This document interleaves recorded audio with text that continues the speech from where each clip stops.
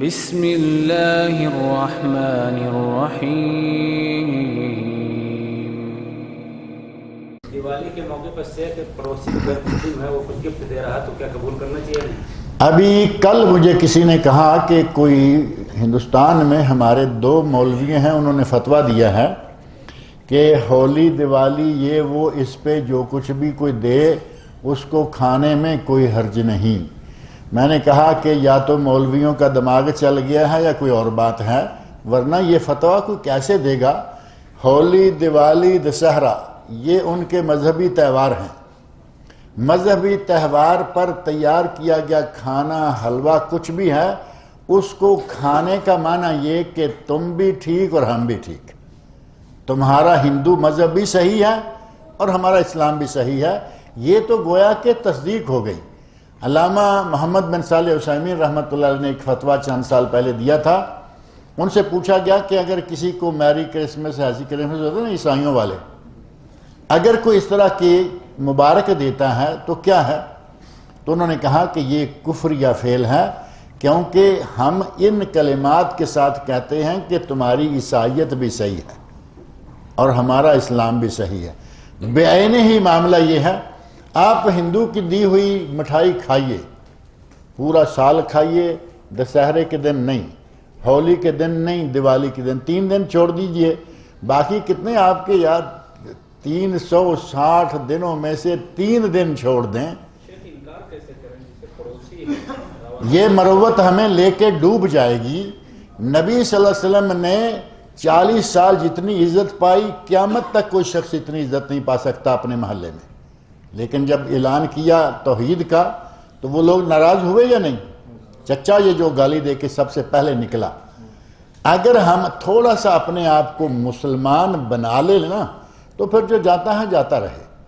ہمارے ایک شاعر نے کہا ہے توحید تو یہ ہے کہ خدا حشر میں کہہ دے، اب ذرا لفظوں پہ غور کرنا، توحید تو یہ ہے کہ خدا حشر میں کہہ دے میرا بندہ 2 عالم سے خفا میرے لیے ہے۔ 2 عالم چھوٹتے ہیں تو چھوٹ جائیں لیکن اللہ نہ چھوٹے۔ ہمارے یہاں مروت نام کی یہ بہت جو بھائی صاحب کہہ رہے ہیں نا، مروت اسی کو کہتے ہیں کہ یار کیا اس کا دل توڑ دیں ہم، کیا یہ کر دیں۔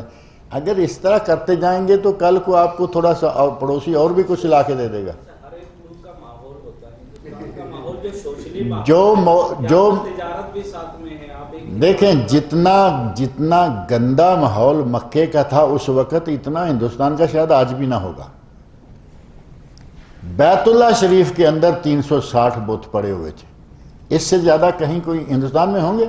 کسی ایک جگہ سارے اکٹھے نہیں ہوں گے نا۔ اتنے گندے ماحول میں نبی اکرم صلی اللہ علیہ وسلم نے توحید پھیلائی، ماریں کھائیں، گالیاں سنیں، طرح طرح کے الزامات سہے، پاگل تک کہا گیا۔ ہمیں مثال کے طور پہ کوئی ہندو ہے یا کوئی بھی ہے، وہ کوئی چیز ہمیں گفٹ دیتا ہے، ہم نہیں لیتے تو کیا کرے گا؟ وہ پاگل کہے گا، مارے گا، سارا کچھ ہمارے نبی کے ساتھ کیا گیا۔ لہذا اتنا اپنے آپ کو کمزور نہ سمجھیں۔ اسلام ایک قوت انسان کو دیتا ہے، اس قوت کو کام میں لائیں۔ زیادہ سے زیادہ یہ آپ کر سکتے ہیں کہ کبھی تھوڑا سمجھانے تک، تھوڑا وقت آنے تک آپ وقتی طور پر کچھ لے لیتے ہیں، لیکن کھائے نہیں، کیونکہ کھانا اس کا بالکل جائز نہیں ہے۔ لے لیا، آپ کیوں مصر ہیں اس بات پر؟ آپ کو اپنے آپ پر یقین نہیں ہے؟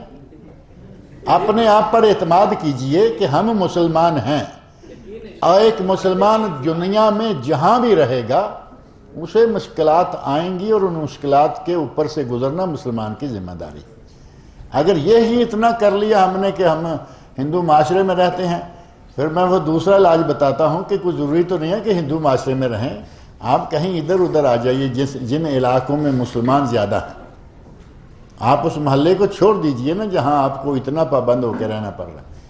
ارض اللہ واسع، اللہ نے کہا اللہ کی زمین کھلی ہے، اور آپ لوگوں کی مجبوری یہ ہے کہ آپ پیدا اس ملک میں ہوئے، ورنہ کافروں کے ملک میں رہنا ہی جائز نہیں ہے۔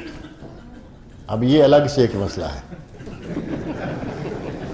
آپ صرف مٹھائی نہیں چھوڑ رہے، ہم ملک چھڑا رہے ہیں۔